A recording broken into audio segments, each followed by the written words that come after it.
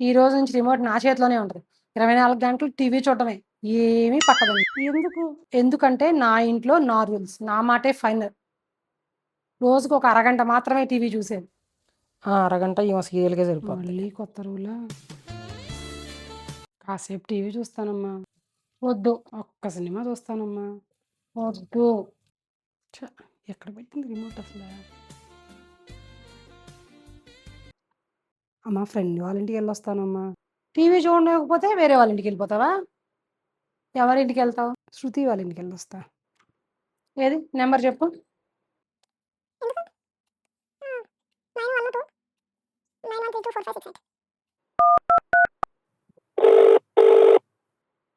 Hello శృతి, హేమ ఉందా?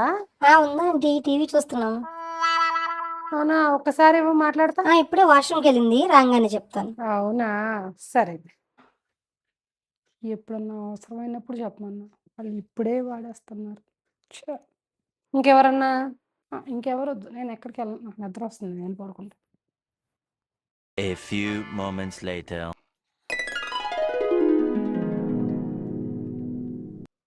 అమ్మయ్య, serial చూద్దాం. అయినా సీరియల్‌లో ఏముందమ్మా? 6 గంటలు చూసే నీ వెబ్ సీరీస్ కన్నా అరగంటలో అయిపోయే నా సీరియల్ చాలా బెటర్. 6 గంటలు చూసినా నా వెబ్ సీరీస్ అక్కడే అయిపోతాయి. నీలాగా అరగంట సీరియల్ చూసి ఆ రోజంతా సీరియల్‌లో విలన్లని, అత్తల్ని, ఆళ్ళని ఈళ్ళని తిట్టుకోవడం తప్ప మీరు చేసేదేముంది? మేము అయన్నీ ఆలోచించం. ఈరోజు సీరియల్ చూసి రేపు సీరియల్‌లో డైరెక్టర్ ఏం చేస్తాడు? అలా చేస్తే బావుంటది. ఈ ఎపిసోడ్‌ని అలా మారిస్తే బావుంటది అని ఆలోచించి, ఆలోచించి మా బ్రెయిన్ షార్ప్ అయిపోద్ది. అసలు సీరియల్ వల్ల ఎన్ని ఉపయోగాలున్నాయి నీకు తెలుసా?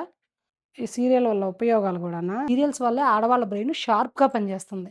మీరెన్ని క్వెషన్‌లేసినా, ఎన్ని సార్లు బాధపెట్టినా తట్టుకొని నిలబడగలుగుతున్నాం. మీరడిగే దిక్కుమాలిన క్వెషన్‌లకు గూడా మేము ఆన్సర్ ఇవ్వగలుగుతున్నాం. అలా ఎపిసోడ్‌లు చూసి, చూసి మాలో ఓపిక పెరిగి ఇలాంటోళ్ళని తట్టుకోగలుగుతున్నాం. అరగంట సీరియల్ కోసం ఎందుకిదంతా? ఈ వెబ్ సీరీస్‌లో ఏముందో గానీ, ఏదన్నా ఒక మాట నేను 100 సార్లు చెప్పినా అర్థం గాదు గానీ, ఆ కొరియన్ సీరీస్, ఆ హిందీ ఇవన్నీ అర్థమవుతాయి. అన్నీ తిప్పి, తిప్పి మళ్ళీ నా మీదకే ఇయన్నీ అనవసరం. నా ఇంట్లో నా రూల్స్. నా మాటే ఫైనల్. నేను సీరియల్ చూడాలి అంతే. చూసుకో. నీ సీరియల్‌లో చూసుకో. నాకు ఆ వెబ్ సీరీస్ వద్దు, ఏమొద్దు. ఇది రియలైజేషన్.